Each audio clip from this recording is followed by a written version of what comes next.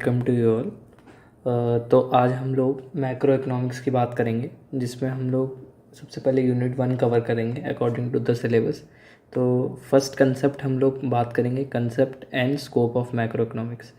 तो concept and scope of macro economics अगर आप देखेंगे तो इसमें बेसिकली हमें क्या करना है, मैक्रो इकोनॉमिक्स का सिंपल सा कंसेप्ट करना है। सिंपल कंसेप्ट मीन्स हमें ज़्यादा डिटेल में इसकी बात नहीं करनी है।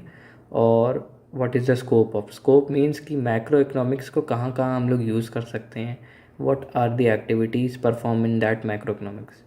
ठीक है, तो सबसे पहले स्टार्ट करते हैं। स्टार्टिंग में सबसे पहले हम लोग देखेंगे, हम लोग ये देख रहे हैं कि मॉडर्न इकोनॉमिक्स जो है दो ब्रांचेस में डिवाइड है आपकी। फर्स्ट होती है माइक्रो इकोनॉमिक्स, सेकंड होती है मैक्रो इकोनॉमिक्स। तो माइक्रो इकोनॉमिक्स जो है वो आप लोगों ने पहले भी पढ़ा होगा आपके ग्रेजुएशन में। तो माइक्रो इकोनॉमिक्स में क्या चीज़ होता है, डील्स विथ इंडिविजुअल यूनिट। वो किस में डील्स करता है, इंडिविजुअल यूनिट्स में। अब इंडिविजुअल यूनिट मींस आपका ये कंज्यूमर हो सकता है और आपका ये प्रोड्यूसर हो सकता है। और माइक्रो इकोनॉमिक्स में हमने यही चीज़ पढ़ी थी कि एक कंज्यूमर एक मार्केट में कितने गुड्स बाई करता है, एक प्रोड्यूसर मार्केट में कितने गुड्स बनाता है। दोनों के आपस में इंटरसेक्ट होते हैं सप्लाई एंड डिमांड, और वहाँ से एक प्राइस डिटरमाइन होता है। तो इसको आप प्राइस थ्योरी भी बोलते थे। बट अब हमारा जो भी फोकस है वो हमारा फोकस आता है मैक्रो इकोनॉमिक्स पे। ठीक है, तो मैक्रो इकोनॉमिक्स वर्ड जो बना है, दो वर्ड से बना है, macro and economics. Okay, macro means large, large in sense that ये ज़्यादा लार्ज नहीं होगा, ये माइक्रो से बड़ा होगा। तो मैक्रो इकोनॉमिक्स को बेसिकली आप ये चीज़ समझिए कि what are the economic activities that are performed in nation wise, यानी नेशन वाइज में आपकी क्या एक्टिविटीज़ हो रही हैं वो आपकी मैक्रो इकोनॉमिक्स डिफाइन करता है। ठीक है, तो अब जैसे जैसे हम लोग फर्दर मूव करेंगे तो हम लोग अब ये जानते हैं कि जो मैक्रो इकोनॉमिक्स है ये कंसेप्ट बहुत पहले था। ये 16 से 17 सेंचुरी की जो भी इकोनॉमिस्ट थे वो भी मैक्रो इकोनॉमिक्स के कंसेप्ट यूज़ करते थे, but it was not popularise. It was popularise by John Maynard Keynes. इनका नाम आपने सुना होगा, J M Keynes. In 1936 J M Keynes उन्होंने मैक्रो इकोनॉमिक्स वर्ड या बोल सकते हैं कंसेप्ट की फाउंडेशन स्टार्ट की थी। और उन्होंने फाउंडेशन स्टार्ट कैसे की, उन्होंने एक बहुत ही पॉपुलर बुक लिखी जिसको आप बोलेंगे the general theory of employment, interest and money. Okay, अब ये 1936 में ऐसा क्या इंसिडेंट हुआ था जिसके कारण ये मैक्रो इकोनॉमिक्स पॉपुलराइज हुई थी, और साथ ही साथ कीन्स की थ्योरी को पूरे वर्ल्ड ने एक्सेप्ट किया था। और Keynes was regarded as an eminent we can say economist. Okay, तो एक्चुअली हुआ ये था कि 1936 से पहले 1929 से लेके 1934 के बीच में एक पीरियड आया था जिसको आप बोलेंगे period of great depression. The period of great depression, ये जो वर्ड आया पीरियड ऑफ ग्रेट डिप्रेशन, तो एक्चुअली वो ये था क्या, इस चीज़ को हम लोग अभी आगे फर्दर डिस्कस करेंगे। ओके, अब मैक्रो इकोनॉमिक्स आपको पता लग गया कि मैक्रो इकोनॉमिक्स कहाँ से आया, किसने फाउंडर किया, what was the reason. But reason अभी हम लोग जानेंगे। अब जैसे जैसे हम लोग अब फर्दर पढ़ते हैं, अब आपको जैसे कॉलेज है, आपको आंसर कॉपी में आपको कौन सी डेफिनेशन लिखनी है, आप इनमें से कोई भी डेफिनेशन प्रेफर कर सकते हो। ये जो भी डेफिनेशन मैंने इटैलिक्स फॉन्ट में लिखी है, आप अपने एग्ज़ाम में कोई भी डेफिनेशन लिख सकते हो। बेसिकली क्वेश्चन आते हैं कभी कभी कि मैक्रो इकोनॉमिक्स क्या है, तो आपको आंसर राइटिंग में आपको कोई ना कोई डेफिनेशन तो आपको यूज़ करनी पड़ेगी। फर्स्टली आप इंट्रोडक्शन में ये यूज़ कर सकते हैं कि macro economics is essentially the study of performance and behaviour of economy as a whole, यानी परफॉर्मेंस ऑफ इकोनॉमी। अब परफॉर्मेंस ऑफ इकोनॉमी मतलब क्या होता है, परफॉर्मेंस ऑफ इकोनॉमी का मतलब ये होता है कि आपकी इकोनॉमी में कितनी ग्रोथ हो रही है, कितना डेवलपमेंट हो रहा है, आपकी इकोनॉमी का बिहेवियर कैसा है। बिहेवियर मीन्स क्या वो एग्रीरियन इकनॉमी तो नहीं है, या वहाँ पे मेजर एक्टिविटीज़ एग्रीकल्चर तो नहीं है, क्या वो मेजर एक्टिविटीज़ मैन्युफैक्चरिंग तो नहीं है, क्या मेजर एक्टिविटीज़ सर्विस रिलेटेड तो नहीं है। ये आपकी इकोनॉमी का बिहेवियर होता है। और एज ए होल का मीनिंग होता है ओवरऑल। ओवरऑल मीन्स कि पूरा नेशन। अब अगर आप माइक्रो और मैक्रो की बात करेंगे तो जो चीज़ माइक्रो से बड़ी हुई हम उसको मैक्रो बोल सकते हैं। फॉर एग्ज़ाम्पल, जैसे हम लोग एग्ज़ाम्पल ले लेते हैं। जैसे हम लोगों ने एग्ज़ाम्पल ले लिया कि अ नेशन और एक स्टेट ले लिया और एक डिस्ट्रिक्ट ले लिया, तो डिस्ट्रिक्ट इस सेंस में माइक्रो हो जाएगा और डिस्ट्रिक्ट से बड़ा स्टेट ये आपका मैक्रो हो जाएगा। अगर इन दोनों को लेंगे तो ये माइक्रो कहलाएगा और नेशन हो जाएगा मैक्रो। और अगर आप नेशन लेंगे, नेशन और वर्ल्ड ले लेंगे, तो nation will be A micro and world will be A macro. तो यही कंसेप्ट है माइक्रो और मैक्रो को, और साथ ही साथ ये आपकी माइक्रो इकोनॉमिक्स की डेफिनेशन है। अब ठीक है, हम लोग फर्दर डेफिनेशंस पे आते हैं। जैसे एक डेफिनेशन आपको अगर सामने दिख रही होगी, गार्डनर, एक्ले, तो इन्होंने ये बताया था कि macro economics is the study of forces और factors that determine the aggregate production, employment and prices in the economy and their rate of change over time. तो इन्होंने बेसिकली क्या बताया, इन्होंने बोला मैक्रो इकोनॉमिक्स एक स्टडी है वो फैक्टर्स की जो हमारे कंट्री में एग्रीगेट प्रोडक्शन करते हैं, एम्प्लॉयमेंट अफेक्ट करते हैं और prices in the economy affect करते हैं। अब prices means prices of overall goods and services, not an individual good, not an individual service, overall good and services. और साथ ही साथ इन्होंने ये भी बताया कि इनका जो भी रेट होता है वो कितने टाइम पीरियड पे चेंज होता है। तो बेसिकली इनका कहने का मतलब था कि those factors that or those forces that change this all variables that are known as macroeconomics variable, and when we study we call it macroeconomics. Similarly, नीचे वाली अगर आप डेफिनेशन देखोगे तो इन्होंने भी यही चीज़, सैमुअल्सन ने यही चीज़ बताई है उन्होंने कि macro economics is a study of behaviour of economy as a whole. It examines the overall level of a nations output employment. यानी अगर आप देखेंगे तो दोनों के कहने का मीनिंग एक ही है, बस way of presentation of facts अलग अलग है। ओके, फर्दर हम लोग मूव करते हैं मैक्रो इकोनॉमिक वेरिएबल्स पे। अब variable, what is variable? Variable means something which can very. Very means ऐसी चीज़ें या ऐसे चीज़ें जो कि मैक्रो इकोनॉमिक्स में हम लोग चेंज कर सकते हैं और उनका इफेक्ट दूसरे वेरिएबल्स पे, मीन्स दूसरी चीज़ें जो चेंज कर सकते हैं, हम उसे वेरिएबल्स बोलेंगे। तो variables word come from very, very means change. So macro economics जब भी आप पढ़ेंगे आगे तो आपको दो वेरिएबल्स मिलेंगे। फर्स्ट होता है, अगर हम लोग देखेंगे तो it is good market variables. One second, let me change the colour.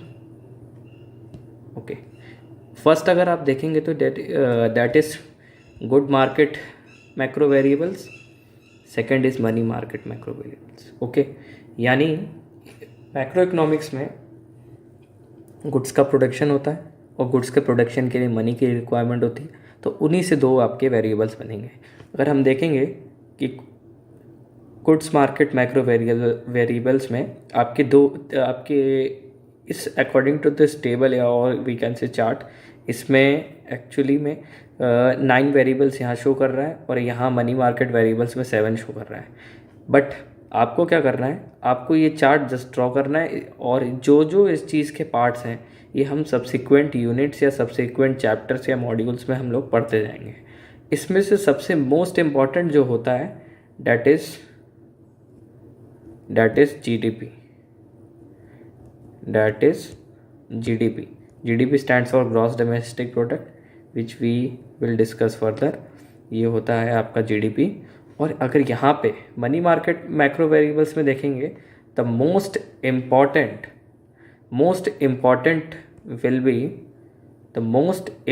Will be aggregate money and aggregate supply. Aggregate money and aggregate supply will be the most important variables in money market macro variables. Okay, macro variables के बारे में आपको इतना ज़्यादा detail में नहीं पढ़ना है, बिकॉज क्योंकि ये इंट्रोडक्टरी चैप्टर है, तो इंट्रोडक्टरी चैप्टर में आपको only you just have to take a idea. Okay, moving further, then talking about nature of macroeconomics. Okay, nature of macroeconomics means what is the nature of macroeconomics, how macroeconomics behave, how it can be useful, how it can be interpreted. हम किस nature में इनको interpret कर सकते हैं, वो होता है नेचर ऑफ मैक्रो. तो फर्स्ट अगर आपको दिख रहा होगा तो नेचर ऑफ मैक्रो इकोनॉमिक्स में ऐसे एक लाइन लिखी है इन्होंने, theoretical science. And what is theoretical science? ये जो भी वर्ड साइंस आप लोगों ने कोई भी चैप्टर्स में या कोई भी सब्जेक्ट्स में पढ़ा होगा, साइंस मीन्स एक्सपेरिमेंटेशन, डेमोन्स्ट्रेशन, वही चीज़ है. तो theoretical science means macro economics uses theoretical models. Models means what are models, आप अभी फर्दर पढ़ेंगे. मॉडल्स मीन्स क्या होता, models means different theories, different experiments,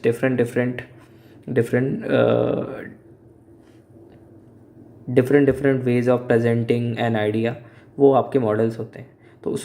तो अगर आप देखेंगे इसमें लिखा हुआ है कि theoretical models to explain the behaviour and determination of equilibrium level of macro economic variables. Macro economic variables आपने ऊपर देखे होंगे, national income, employment, money supply, demand, general price level, balance of payment etcetera. Second बात इसमें लिखी हुई है analysis. Analysis means to find something, or we can say conclusion, conclusion means कि जैसे किसी ने कोई बात बोली तो पूरी बात का बोलते हैं ना कि पूरी बात का क्या कंक्लूजन निकला, यानी आप कहना क्या चाहते हैं. तो बेसिकली यही चीज़ होती है माइक्रो इकोनॉमिक्स में. और जो भी एनालिसिस होती है वो लॉजिकल वे में होती है. Logical way means hit and trial approach नहीं होगा कि 4 आदमी ने ऐसे चीज़ें बोल दी, 2 आदमी ने ऐसे चीज़ें बोल दी, तो ऐसे नहीं. लॉजिकल वे होगा, मीन्स हर बात पे लॉजिक होगा. तो ये आपका macro economics as a theoretical science, ये भी नेचर होता है मैक्रो इकोनॉमिक्स का. Then second, macro economics as a policy science. जहाँ पे भी वर्ड अगर पॉलिसी आ गया तो आप समझ जाइएगा इसमें वैल्यू जजमेंट आ जाता है.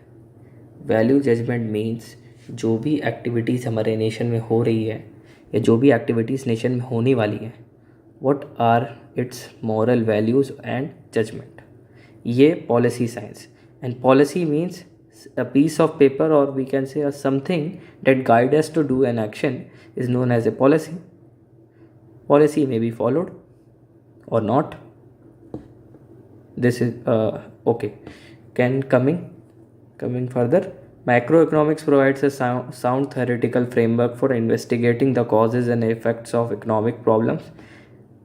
एक टर्म आया economic problem. Economic problems means when there is a change in these all variable, what are the effects, or we can say what are the pros and cons of changing of this variable on the economy. It is termed as problem. Problem doesn't means that problem is always for a negative term. It can be, problem means something that has changed or something that has caused something that has, or we can say something that has caused some changes in the nation. We can say that problem, like unemployment, inflation, recession, depression, stagflation, etc. We will discuss in further, and provides guideline for devising an appropriate policy. Macroeconomics doesn't only say that this policy is right, this policy is wrong, but also give remedial actions also. Means many of the economists has given many theories that provide us a valuable information or valuable remedy to the prevailing economic problem around us. That's why Keynes at the time of Great Depression has given his theoretical, and it led to concept of macroeconomics. ये अभी हम लोगों ने पहले बात की थी. So measures को आप रेमेडियल भी बोल सकते हैं, रेमेडियल मेजर्स या remedial actions to find a solution to a problem. Okay, hello guys, आज हम लोग बात करेंगे मेज़रमेंट ऑफ नेशनल इनकम की. तो जैसे कि मैं प्रीवियस वीडियो में या आप कह सकते हैं प्रीवियस क्लासेस में हम लोगों ने डिस्कस किया था personal income, personal disposable income. Basically हम लोगों ने एग्रीगेट्स डिस्कस किए थे कि नेशनल इनकम पे एग्रीगेट्स क्या होते हैं। मींस एग्रीगेट का मतलब होता है कि आप नेशनल इनकम में जैसे जीडीपी है तो जीडीपी से आप उसको डोमेस्टिक इनकम में कैसे बनाएंगे, डोमेस्टिक इनकम से वो नेशनल इनकम कैसे बनेगी, तो इस सब चीज़ों के बारे में हम लोगों ने डिस्कशन किया था। इसके बाद हम लोग आज का जो चीज़ें करेंगे वो होगा मेज़रमेंट ऑफ नेशनल इनकम। तो मेज़रमेंट ऑफ नेशनल इनकम में आपके 3 मेथड होते हैं बेसिकली। तो जैसे कि ये फर्स्ट मेथड है, तो मैंने फर्स्ट मेथड 3 मेथड होते हैं, तो 3 मेथड में सबसे पहला मेथड आप देखेंगे that is value added method. Okay, value added method को आप आउटपुट मेथड या प्रोडक्ट मेथड भी बोल सकते हो। सिंपल सा मतलब है, समझिएगा। वैल्यू एडेड का मतलब ये हो गया कि आपने पूरे ईयर में कितना प्रोडक्शन किया, कितने गुड्स प्रोड्यूस किए एट, और उसकी जो भी मार्केट प्राइस की जो वैल्यू होगी that will be your answer. कहने का मतलब वैल्यू एडेड में जो भी आपका आंसर आएगा that will be your GDP at market prices. Okay, GDP at market prices. आप किसी बुक में अगर आप देखेंगे इसको आप जीवीए भी लिख सकते हैं, क्रॉस वैल्यू एडेड। अभी हम इसकी बात करते हैं, ठीक है। तो वैल्यू एडेड का मतलब क्या हो गया कि अगर मान लीजिए कोई गुड्स आप बना रहे हैं, वो गुड्स पहले रॉ मटेरियल था। ओके, जब उस गुड्स का यूज़ करके आपने दूसरी गुड बनाई, उसमें कुछ भी प्रोसेसिंग किया या वैल्यू एडिशन किया, हमें उसकी वैल्यू लेनी है।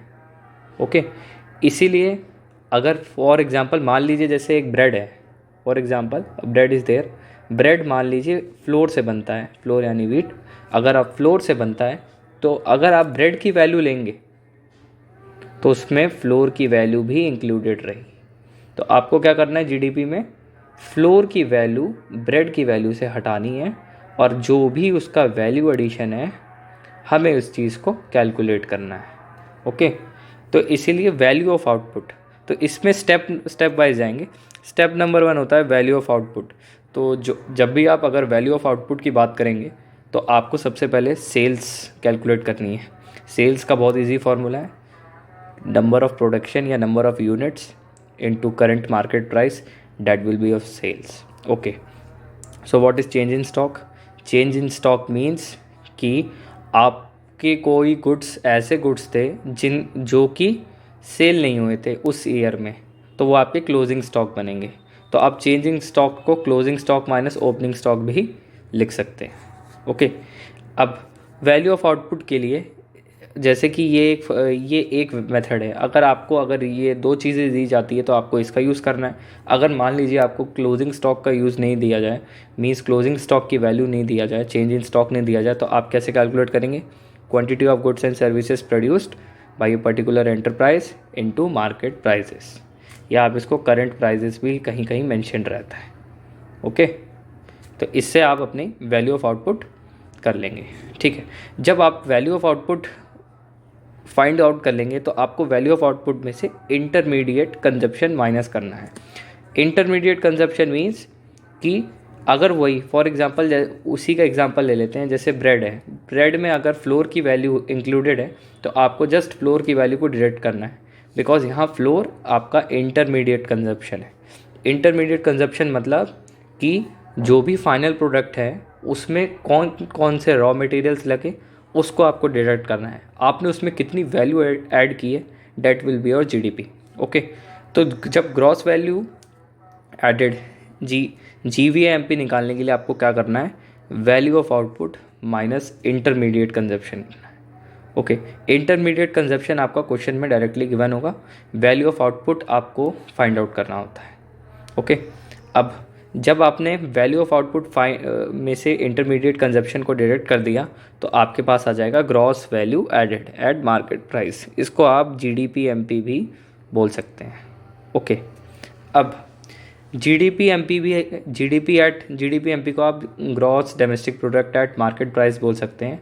अब ये भी आपका एक एग्रीगेट है, ओके, अब इस एग्रीगेट को आपको चेंज करना है नेशनल इनकम में। ओके, किस में चेंज करना है? नेशनल इनकम में। तो आप जानते ही हैं नेशनल इनकम का एग्रीगेट होता है, हमेशा याद रखिएगा, NNP-FC। ओके, तो आपको क्या करना होगा, जीडीपी में से पहले जी को आपको एन बनाना होगा, डी को आपको एन बनाना होगा, पी तो कॉमन रहेगा, और मार्केट प्राइस को कन्वर्ट करना होगा आपको फैक्टर कॉस्ट में। यानी आपको 3 स्टेप करने होंगे। ठीक है, तो अब हम एक एक स्टेप देखेंगे कि जीडीपी एट मार्केट प्राइजेस को कैसे आप net national product at factor cost में चेंज करेंगे। तो सबसे पहले अब जीडीपी की जगह मैं जीवीए बोलना ज़्यादा प्रेफर करूँगा इस मेथड में, क्योंकि अधिकतर मैक्सिमम बुक्स में आपको जीवीए ही मिलेगा बेसिकली, लेकिन इसका आंसर जीडीपी मार्केट प्राइजेस ही होता है। अगर आप लिखेंगे, दोनों भी आप लिख देंगे तो कोई गलत नहीं होगा। अब देखिए, net value added at market prices, NVMP। Okay, अब NVMP निकालने के लिए वेरी इजी, जो GVA market price, GVA at market gross value added at market price आपने कैलकुलेट किया, उसमें से आप डेप्रिसिएशन माइनस कर दीजिए। कभी कभी क्वेश्चन में आपको डेप्रिसिएशन वर्ड लिख के देगा, कभी कभी आपको कंजप्शन ऑफ फिक्स्ड कैपिटल देगा या कैपिटल कंज्यूम्ड देगा, तो सारी चीज़ें एक ही हैं, उसको आप डिडक्ट कर लेंगे तो आपके पास आ जाएगा net value added at market prices. Okay, अब ये तो स्टेप नंबर 1 हो गया, हमने जी को एन में कन्वर्ट कर दिया। अब हमें क्या करना है, अब net value eight market prices को आप NDP-MP भी तो बोल सकते हैं, क्योंकि जब जीवीए को जीडीपी बोल सकते हैं तो एनवीए को एनडीपी बोल सकते हैं। ओके, अब एनडीपी में से आपको क्या क्या करना है, मार्केट प्राइजेस को कन्वर्ट कर देना है फैक्टर कॉस्ट में। ओके, तो वो कैसे करेंगे, देखिए, एक कंसेप्ट होता है net indirect taxes. Net indirect taxes मतलब होता है कि अगर मान लीजिए एक मार्केट प्राइस होता है, आप कोई भी सामान लेने जाते हो तो उस सामान में उसकी पहले तो कॉस्ट रहेगी, कितने का बना है, साथ ही साथ उसमें क्या रहता है, टैक्सेस रहते हैं, टैक्सेस यानी GST, या आप उसको इनडायरेक्ट टैक्स बोल लो। ठीक है, और अगर वो प्रोडक्ट नेसेसरी हैं और अगर गवर्नमेंट उस पर सब्सिडी प्रोवाइड कर रही है तो वो भी इंक्लूडेड रहता है। ठीक है, तो आपको क्या करना है, आपको केवल मार्केट प्राइस को चेंज करना है इसके कॉस्ट पे, कि एक्चुअल कॉस्ट कितना था। तो उसको चेंज करने के लिए आपको क्या करना है, NIT का कंसेप्ट है, NIT means net indirect taxes. क्या करिए, इनडायरेक्ट टैक्सेस माइनस सब्सिडीज़ कर दीजिए। Okay, indirect taxes minus subsidies का जो भी आंसर होगा आप उसको केवल क्या कर दीजिए, मार्केट प्राइस में आप डिडक्ट कर देंगे तो आपको फैक्टर कॉस्ट मिल जाएगा। ओके, मीन्स देखिए, जैसे इसमें लिखा हुआ है कि फैक्टर कॉस्ट या कॉस्ट बोल सकते हैं प्लस NIT हम करते हैं तो मार्केट प्राइस बनता है। तो अब यहाँ क्वेश्चन में देखिए, मार्केट प्राइस है, इसको हमें कन्वर्ट करना है फैक्टर कॉस्ट में, तो क्या करेंगे, कुछ नहीं, मार्केट प्राइस में से NIT आप माइनस कर दीजिए, आपको मिल जाएगा फैक्टर कॉस्ट। ओके, तो आपको फैक्टर कॉस्ट यहाँ से मिल गया। तो अब आपने क्या किया, net value added at market price में से जब आप NIT means net indirect taxes deduct कर देंगे तो आपको फैक्टर कॉस्ट मिल जाएगा। देखिए मैंने यहाँ पे किया, NVA at market price minus NIT is equal to NVA-FC। अब ये NVA-FC को आप लिख सकते हो NDP-FC ऑल्सो, यानी net domestic product at factor cost. Okay, अब क्या करना है, लास्टली NDP-FC मिल गया आपको कन्वर्ट किस में करना है, NNP-FC में करना है। तो D मीन्स डोमेस्टिक इनकम, आपको इसको नेशनल बनाने के लिए इसमें net factor income from abroad add कर देनी है। जब आपका NDP-FC प्लस NFIA हो जाएगा, यानी net factor income from abroad, तो आपका आंसर आ जाएगा NNP-FC। अब एक चीज़ का ध्यान रखिएगा कि जब भी NFIA की बात होगी तो आपको या तो NFIA प्लस माइनस में रहती है वैल्यू, ठीक है, प्लस में भी हो सकती है, माइनस में भी हो सकती है, कोई भी वैल्यू हो सकती है, या तो आपको दिया जाएगा फैक्टर इनकम, ऐसे दिया जाता है क्वेश्चन में, फैक्टर इनकम अर्नड एब्रॉड। ठीक है, एब्रॉड में आपके रेजिडेंट ने कितना कमाया और दूसरे कंट्री के रेजिडेंट ने हमारे कंट्री में कितना कमाया, factor income paid to foreigners, ऐसे क्वेश्चन में आपको दिया जाएगा। जब ऐसे क्वेश्चन में आपको दिया जाएगा तो आपको पहले NFIA कैलकुलेट करना पड़ेगा। वो कैसे कैलकुलेट करेंगे, income earn minus income paid to foreigner, इससे आपका NFIA आ जाएगा। ठीक है, अर्नड होता है, कभी रिसीव होता है, कोई भी वर्ड लिख सकते हैं, ठीक है। तो आपने देखा वैल्यू एडेड में हम लोगों ने जीडीपी एमपी से एनएनपीएफसी में कैसे कन्वर्ट कर दिया। तो ये आपका फर्स्ट मेथड था। अब इसमें कुछ प्रिकॉशन वाली बात है। बेसिकली ये प्रिकॉशन वाली बात, अगर आप थ्योरेटिकल वे में इस क्वेश्चन को अगर अप्लाई करते हैं तो आपको ये बातें लिखनी पड़ेगी। मीन्स आपका अगर आंसर आता है कि what are the methods of finding national income, तो आपको हर मेथड में पहले तो उसके फॉर्मूले डेरिवेशन लिखना पड़ेगा और साथ ही साथ उसके प्रिकॉशंस लिखने पड़ेंगे। तो फर्स्ट प्रिकॉशन अगर हम देखें तो इसमें दिया हुआ है imputed rent value of self occupied house should be added. Imputed value of self occupied added का मतलब है अगर कोई भी पर्सन है, ओके, अगर वो अपने हाउस में कोई भी वैल्यू ऐड कर रहा है तो उसकी वैल्यू भी इंक्लूडेड होती है। बेसिकली आपको सिर्फ लिखने के लिए, इसको आपको ज़्यादा डिटेल में समझने की ज़रूरत नहीं है। सेकंड आप देख लीजिए, sales and purchase of second hand goods should not be included. अब देखिए सेल्स और purchase of second hand goods include क्यों नहीं होंगे, बिकॉज ये जिस टाइम पे सेल हुए होंगे उस टाइम पे इनकी वैल्यू उस टाइम के जीडीपी में ऐड होगी। डैट्स वाई करंट ईयर में इनकी वैल्यू ऑलरेडी किसी पहले वाले जीडीपी में एडेड थी, इसलिए हम इनकी वैल्यू को इंक्लूड नहीं करेंगे, ओके। लेकिन एक बात का ध्यान, इस पे जो भी आपको कमीशन या ब्रोकरेज कुछ भी अर्न होता है, अदर इनकम इस सेल या परचेज ट्रांजैक्शन से, उसको आपको इंक्लूड करना होगा, because this income has been generated in that year of sale and purchase of second hand goods, okay. Third, value of production for self consumption are to be counted, okay. अगर कोई भी farmer है, मान लीजिए production कर रहा है, वो सेल आउट नहीं कर रहा अपना प्रोडक्शन, खुद कंज्यूम कर रहा है, तो उसकी भी एडेड होंगी। आपको बेसिकली इसको बस रिमेंबर करके ये सारे पॉइंट्स आपको लिखने हैं। फोर्थ है value of services of house wife not included, because house wife की सर्विस की कोई भी वैल्यू बताना डिफ़िकल्ट है कि किसने कितनी सर्विस की, ओके, दैट्स वाई। या आप इसको बोल सकते हैं नॉन इकोनॉमिक एक्टिविटी होती है, तो नॉन इकोनॉमिक एक्टिविटी को हम कैलकुलेट वैसे भी नहीं करते नेशनल इनकम में, इसीलिए, okay. And last is value of intermediate goods are not counted. अब value of intermediate goods count इसलिए नहीं की जाते बिकॉज जिस टाइम पे ये, मान लीजिए जिस टाइम पे ये गुड्स को परचेज़ किया हो, मान लीजिए वो टाइम इस ईयर का नहीं, उससे पहले वाले ईयर का होगा, डैट्स वाई इनको ऐड नहीं करते। इसमें आप एक चीज़ और लिख सकते हैं, in order to avoid double counting, because final goods में इनकी वैल्यू इंक्लूडेड रहती है, डैट्स वाई हम लोग इनकी वैल्यू ऐड नहीं करते, ओके। तो ये हो गया आपका वैल्यू एडेड मेथड। एंड इसके बाद आपका सेकंड मेथड आता है इनकम मेथड। अब अगर मेरी माने तो आप क्वेश्चन में अगर आपको कोई भी मेथड दिया जाए, तो अगर आपने देखा जिस मेथड के एग्रीगेट्स या जिस मेथड के जो भी वैल्यूज़ हैं, जो भी कॉलम्स है, अगर वो ज़्यादा होंगे तो आप उसी मेथड को अप्लाई करिए। मेरा पर्सनल प्रेफरेंस इनकम मेथड के लिए रहता है, बिकॉज इसमें सारी बातें क्लियर होती हैं। आपको केवल क्या करना है, जो भी इनकम के एलिमेंट्स है उसको ऐड करना है, ओके। अब इनकम मेथड मतलब जो भी प्रोडक्शन एक्टिविटी होगी उसमें क्या होगा, जो भी बिजनेसमैन होंगे वो आपको क्या करेंगे, फैक्टर पेमेंट्स देंगे, किस फॉर्म में, रेंट, इंटरेस्ट, वेज, प्रॉफिट के फॉर्म में देंगे। उसी चीज़ को आपको ऐड करना है, वही आपकी नेशनल इनकम बनेगी, ओके। अब इसमें जब भी आप एग्रीगेट जो भी एग्रीगेट आएगा वो हमेशा आपका आएगा एनडीपीएफसी, ओके। जो भी आपका एग्रीगेट जब भी इसमें कैलकुलेट होगा रेंट, इंटरेस्ट, वेज, प्रॉफिट से, वो एनडीपीएफसी होगा। आपको इसको कन्वर्ट करना होगा एनएनपीएफसी, आगे बात करेंगे, ठीक है।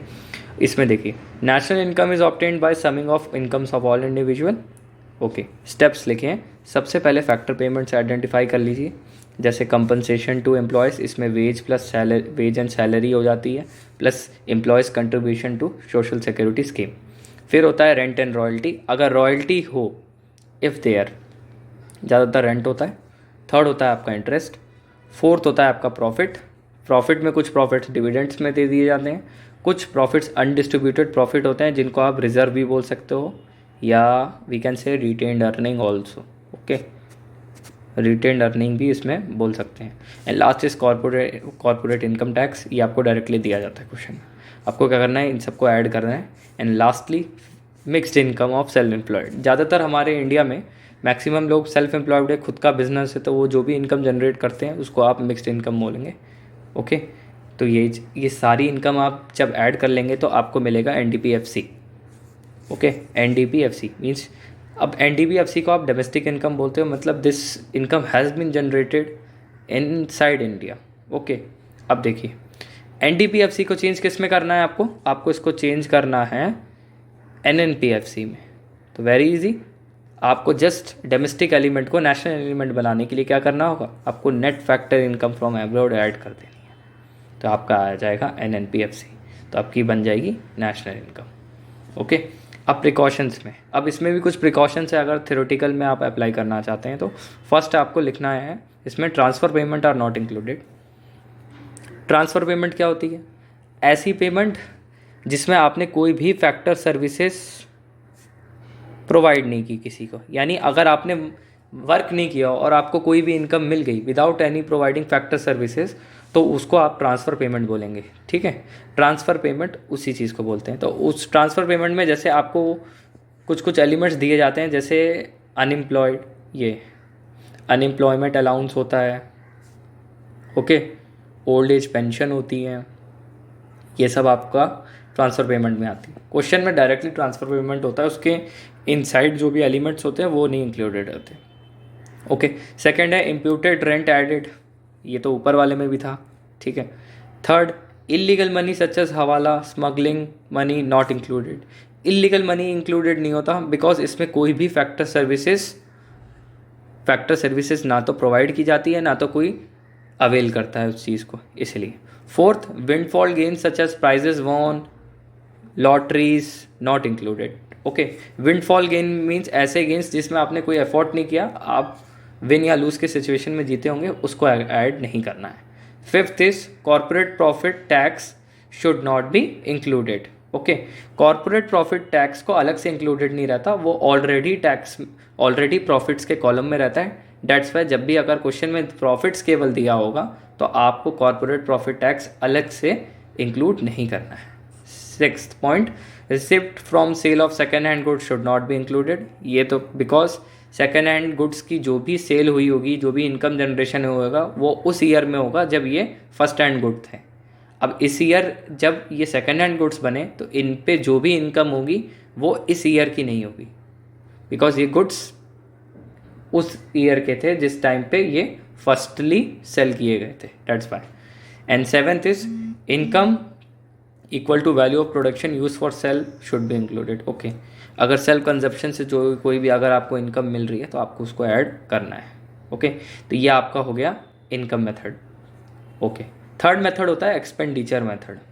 ओके, ये सबसे ईजीएस्ट मेथड होता है बिकॉज इसमें आपको मिलने वाले जो भी कॉलम्स में जो भी एग्रीगेट्स आपको दिए जाएंगे वो कम होंगे। कहने का मतलब इसमें आपको डायरेक्टली दे दिया जाएगा what is this investment, what is this expenditure, इसीलिए प्रेफर ये करिएगा इसको अप्लाई, इस मेथड को ज़्यादा अप्लाई करिएगा अगर इसके एग्रीगेट दिखते हैं, अदरवाइज तीनों में से कोई भी मेथड आ सकता है।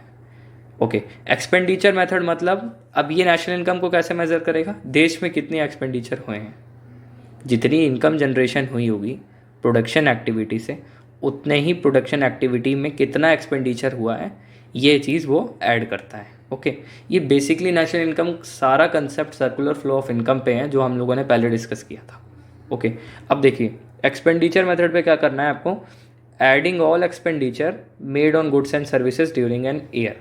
ओके, गुड्स और सर्विसेज को कितने लोगों ने ख़रीदा, गवर्नमेंट ने क्या इन्वेस्टमेंट की, ये सारी चीज़ें इसमें होती हैं।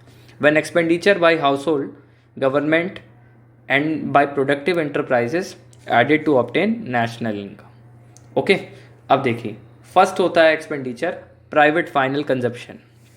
कहने का मतलब एक नॉर्मल हाउस होल्ड क्या क्या कंजप्शन वाली चीज़ें ले रहा है, क्या क्या गुड्स एंड सर्विसेज ले रहा है, ये सारी आपकी प्राइवेट फाइनल कंजप्शन एक्सपेंडिचर पर आती है।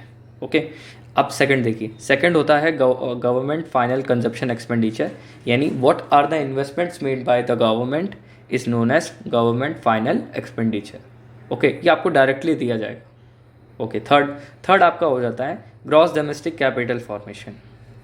ये बेसिकली बिजनेसमैन करते हैं कि बिजनेसमैन ने कौन कौन सी मशीन, अब देखिए इसमें दो एलिमेंट आ जाते हैं, ग्रॉस फिक्स्ड कैपिटल फॉर्मेशन और सेकंड आ जाता है एडिशन टू स्टॉक और इन्वेंट्रीज, जिसको आप चेंज इन स्टॉक बोल सकते हैं। ओके, ठीक है। ग्रॉस फिक्स्ड कैपिटल फॉर्मेशन मतलब क्या हो गया कि एक बिजनेसमैन ने इस मान लीजिए इस पर्टिकुलर ईयर की नेशनल इनकम मेजर करनी थी, तो वो उसने कितनी इन्वेस्टमेंट की कैपिटल गुड्स पे, ये आपकी ग्रॉस फिक्स्ड कैपिटल फॉर्मेशन हो जाती है।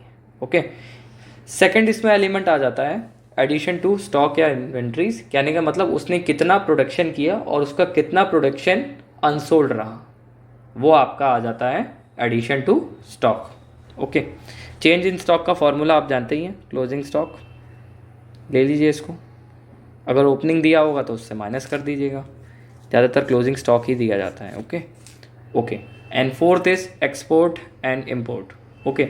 एक्सपोर्ट में भी क्या होता है, हम अपने कोई भी गुड्स को जब इंडिया से बाहर सप्लाई करेंगे किसी भी फॉरेनर को, वहाँ से हमें इनकम मिलेगी, तो वो आपकी एक्सपोर्ट होती है। इम्पोर्ट में क्या होगा कि बाहर के गुड्स अब इंडिया या अपनी कंट्री में लाया जाएगा, किसी भी कंट्री में लाया जाएगा जिसमें जो इंपोर्ट करा रही है तो उसको इंपोर्ट बोलेंगे। तो आपको क्या करना है, नेट एक्सपोर्ट्स लेने हैं, यानी x माइनस एम लेना है। m is denoted as import and x is denoted as export, तो आपको नेट एक्सपोर्ट लेना है। ओके। तो ये चारों चीज़, ये चारों एलिमेंट्स जब आप ऐड कर लेंगे तो आपको मिलेगा gross domestic product at market prices. Okay. तो आपको मिल गया gross domestic product at market prices. इसको फिर से आपको किस में चेंज करना है, को इसमें चेंज करना है NNPFC में। ओके। अब NNPFC में जब आप चेंज करेंगे तो सबसे पहले आप G एलिमेंट को N एलिमेंट बनाने के लिए डिप्रिसिएशन माइनस करेंगे, तो ये आपका बन गया NDP-MP, यानी net domestic product at market prices. फिर आपका सेकंड बनेगा NDP eight market price plus NFIA। NFIA means net factor income from abroad, ये आपका प्लस माइनस कोई भी हो सकता है। NFIA की वैल्यू पॉजिटिव भी हो सकती है, नेगेटिव भी हो सकती है। ओके। तो आपका क्या आ जाएगा NNP-MP, यानी net national product at market prices. And third, net national product at market prices में से जब आप नेट इनडायरेक्ट टैक्सेस डिडक्ट कर देंगे तो आपको मिल जाएगा NNPFC, जो कि आपका नेशनल इनकम होता है। ओके। अब प्रिकॉशंस, अब इसमें क्या आपको प्रिकॉशंस लेने हैं, अगर ये मेथड आपको आप थ्योरेटिकली अटेम्प्ट करते हैं तो आपको प्रिकॉशंस मेंशन करने पड़ेंगे। फर्स्ट होता है expenditure on second hand goods are not included, ये हम ऊपर भी बात कर चुके हैं। ओके। सेकंड होता है purchase of shares and bonds are not included, इसमें आप एक वर्ड डाल दीजिएगा ओल्ड। देखिए, ओल्ड शेयर और बॉन्ड्स का कोई भी परचेज में कोई भी वैल्यू एडिशन नहीं हो रहा, कोई भी एक्सपेंडिचर नहीं एडिशन हो रहा, कोई भी इन्वेस्टमेंट नहीं हो रही, कोई खर्चा नहीं हो रहा, वो बस क्या है, वेल्थ किसी के हाथ में थी, किसी और के हाथ में चली गई थ्रू शेयर्स और बॉन्ड, डेट्स वाई इसको आप इंक्लूड नहीं करेंगे। कोई भी कैपिटल फॉर्मेशन नहीं हो रहा शेयर और बॉन्ड से, इसीलिए। थर्ड होता है expenditure on transfer payment by government are not included. ठीक है, ट्रांसफ़र पेमेंट से किया गया कोई भी एक्सपेंडिचर गवर्नमेंट के द्वारा इंक्लूड नहीं होगा, ये हम ऊपर भी बात कर चुके हैं। And fourth is expenditure on intermediate goods are not included, ये हम लोगों ने ग्रॉस वैल्यू एडेड वाले सेक्शन में बात की थी, क्योंकि डबल काउंटिंग अवॉइड हुई, डबल काउंटिंग ना हो जाए कि उसकी भी वैल्यू, हम फाइनल गुड्स की भी वैल्यू ले रहे हैं और उसकी जो भी रॉ मटेरियल्स होते हैं उसकी भी वैल्यू ले रहे हैं एक्सपेंडिचर, इसीलिए हम उसको डिडक्ट कर देते हैं। तो आई होप ये तीनों मेथड आपको समझ में आ गए होंगे।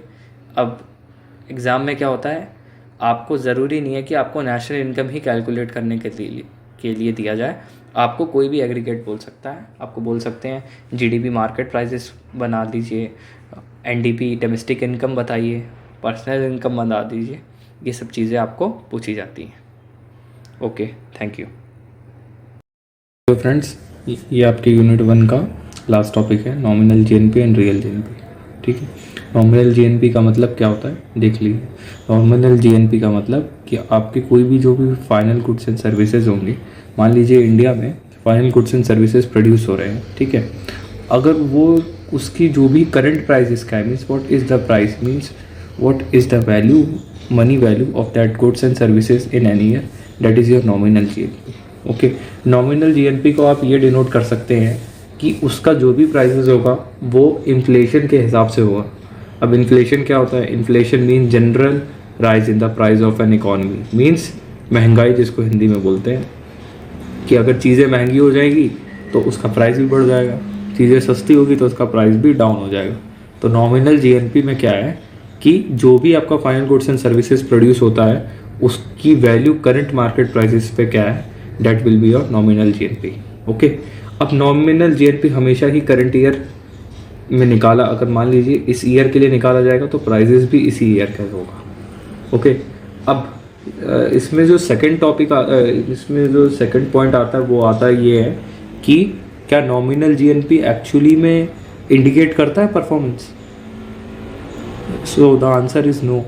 नॉमिनल जीएनपी आपका इन्फ्लेशन बता सकता है कि आपकी इकोनॉमी में कितनी महंगाई चल रही है, what is the price level, but it doesn't indicate the real performance. It indicates performance, but real performance in the sense क्या है, मान लीजिए कि आपके जो गुड्स एंड सर्विसेज है वो कांस्टेंट रेट पे है, मींस मान लीजिए 1000 क्वांटिटी आपने कोई गुड्स प्रोड्यूस की, ओके 2020 में उसका प्राइजेस था 20 rupees, so your value will B 2020 में उसका प्राइजेस था 20 rupees. Okay, one second, okay 20 rupees, तो 20 इंटू 1000 अगर आप करेंगे तो ये वैल्यू विल बी 20,000 इन 2020। अब मान लीजिए कि 2022 है, इसका प्राइजेस 20 से 40 रुपीज़ हो गया, so your value will B 40,000 इन 2022। ये इंडिकेट कर रहा है, देखिए अगर कोई लेमैन होगा तो उसको ये लगेगा कि हाँ मनी की वैल्यू, आउटपुट की वैल्यू बढ़ रही है, यानी we have progressed in 2 years। But actually में अगर आप देखें तो गुड्स एंड सर्विसेज तो आपके कांस्टेंट थे, केवल चेंज तो प्राइस में ही हुआ है, इसीलिए नॉमिनल जीएनपी को आप रियल इंडिकेटर या real performance indicator, economic indicator नहीं मान सकते। ओके, अब इसमें जैसे मैंने नीचे आपको ये यहाँ मेंशन कर दिया है कि when GNP increases when price increases. Okay, GNP कब इंक्रीज़ होगा, जब आपका प्राइस इंक्रीज़ हो जाएगा, यानी जो भी गुड्स की वैल्यू है वो इंक्रीज़ कब होगी, जब उसका प्राइस इंक्रीज़ होगा, यानी गुड्स की वैल्यू अगर इंक्रीज़ होगी तो प्राइस भी इंक्रीज़ हो जाएगा। यही था आपका जीएनपी का concept. Okay, goods and services may be या मे नॉट बी कांस्टेंट नहीं हो सकते, बट एक जनरल एजम्पशन लिया जाता है ईजिली पढ़ने के लिए, तो हम मानते हैं कि हम लोग गुड्स एंड सर्विसेज को कांस्टेंट ही लेते हैं। अब रियल जीएनपी क्या होता है, real GNP is just opposite. इसमें क्या होगा, आपके प्राइजेस कांस्टेंट रहेंगे, बट आपकी जो गुड्स एंड सर्विसेज की क्वांटिटी है वो चेंज हो सकती है। अब प्राइजेस कांस्टेंट का मतलब कि आप 2020 में जो प्राइस था, अगर आप 2020 में उसको बेस लेकर कैलकुलेट करोगे और अगर मनी वैल्यू उसमें इंक्रीज हो रही है तो हम लोग मान सकते हैं कि हमारी क्वांटिटी ऑफ द गुड्स बढ़े हैं, यानी we have actually progressed. For example 2020 में प्राइजेस थे 20 रुपीज़, क्वांटिटी थी हमारे पास 20,000, so money value will be 4 lakh rupees. Okay, अब 2022 में क्या हुआ, प्राइजेस इज स्टिल कांस्टेंट। 2022 में प्राइजेस 20 कांस्टेंट कैसे हो गए, we are taking the price of 2020। Okay, और now the quantity changes to 50,000, so what will be the value will be 10 lakh। This means that when the quantity of goods and services are changed and the prices are taken from the previous year prices, or we can say it base price, and when the money value increases, then we consider that we have progressed, or this is known as the real indicator of economy। okay, तो इसमें कुछ points हैं, आप बस इसमें देख लीजिए कि GNP calculated on the basis of constant prices. ठीक है, इसको आप national income at constant price भी बोल सकते हैं। Prices are taken from a base year. अब बेस ईयर क्या होता है, देखिए बेस ईयर वो ईयर लिया जाता है जिसमें सबसे कम फ्लक्चुएशंस हुई होगी प्राइसेस। मीन्स फ्लक्चुएशन मीन्स जो भी प्राइस रेट रहा होगा उस ईयर में वो नियरली कांस्टेंट रहा होगा, थोड़ा बहुत माइनर चेंज आ सकता है, लेकिन बेस ईयर वही लेते हैं, an year less of fluctuations. Okay, अब देखिए इसमें अर्लियर बेस ईयर हमारा 1993-1994 में लिया जाता था। एट प्रेजेंट आपका जो भी बेस ईयर होता है दैट इज़ 1999 टू 2000। मीन्स 1999 से लेकर 2000 के बीच में हमारे जो भी प्राइजेस थे, अब हम जो भी रियल जीएनपी जब कैलकुलेट करेंगे तो we will take the price of 1999 to 2000। Okay, real GNP can be taken as indicator of economic growth, because जब प्राइजेस कांस्टेंट है तो अगर प्राइजेस आपके कांस्टेंट है, तो अगर आपकी क्वांटिटी बढ़ेगी गुड्स एंड सर्विसेज की, quantity of goods and services आपकी इंक्रीज होगी, तभी तो आपकी मनी वैल्यू इंक्रीज होगी, अदरवाइज इंक्रीज कहाँ होगी। इसीलिए रियल जीएनपी को आप ट्रू इंडिकेटर बोल सकते हैं। ओके, अब एक कंसेप्ट आता है, अब देखिए real GNP and nominal GNP. Okay, अगर आप देखेंगे तो नॉमिनल जीएनपी हमेशा ही ज़्यादातर ग्रेटर होता है रियल जीएनपी से, बिकॉज इन्फ्लेशन ऐसा होता है, इन्फ्लेशन इकोनॉमी के लिए गुड भी अच्छा भी होता है और बुरा भी होता है। अगर इन्फ्लेशन इकोनॉमी के लिए अच्छा है तो प्राइजेस आपके राइज होते रहेंगे, उसका नेगेटिव कॉन्सिक्वेंस भी आता है, वो हम सब्सिक्वेंट चैप्टर्स में बात करेंगे, ठीक है। अब एक कंसेप्ट आता है जीडीपी डिफ्लेटर। अब जीडीपी डिफ्लेटर क्या होता है? GDP deflator means it is use to measure the rate of inflation taken place over time. अब देखिए जीएनपी डिफ्लेटर का बस आप फॉर्मूला देख लीजिए, आपके क्वेश्चन आ जाता है कभी कभी कि व्हाट इज जीएनपी डिफ्लेटर, और क्वेश्चंस आपको दे देंगे जीएनपी डिफ्लेटर कैलकुलेट करो। सिंपल सा फॉर्मूला है, nominal GNP divided by real GNP into 100। Okay, ये आपका जीएनपी डिफ्लेटर होता है। अब एक चीज़ रिमेंबर याद कर लीजिएगा कि अगर बेस ईयर की बात होगी तो वहाँ पे नॉमिनल और रियल जीएनपी आपका इक्वल होगा, याद रखना। बेस ईयर में nominal GNP is equal to real GNP, because prices same रहेंगे और क्वांटिटी ऑफ गुड्स भी सेम रहेगी, तो इसीलिए रियल जीएनपी और नॉमिनल जीएनपी बेस ईयर पे सेम रहता है, इक्वल रहता है। Okay, and last concept is green GDP. ठीक है, ग्रीन जीडीपी में क्या बोला गया था? देखिए इकोनॉमिस्ट ने बस ये बात बोल दी कि प्रोडक्शन एक्टिविटी कर दो, प्रोडक्शन की वैल्यू बढ़ा दो, क्वांटिटी बढ़ा दो, आपकी जीडीपी इंक्रीज हो जाएगी, आपकी नेशनल इनकम इंक्रीज हो जाएगी। बट इसमें किसी ने ये बात नहीं की कि जो भी इकोनॉमी में हम कोई भी चीज़ का प्रोडक्शन कर रहे हैं, we are actually harming the resources, we are actually using the resources, we are emitting pollution, we are causing hazardous activities to the environment. इस चीज़ का कैलकुलेशन नहीं किया गया, इसीलिए कंसेप्ट ऑफ ग्रीन जीडीपी आया।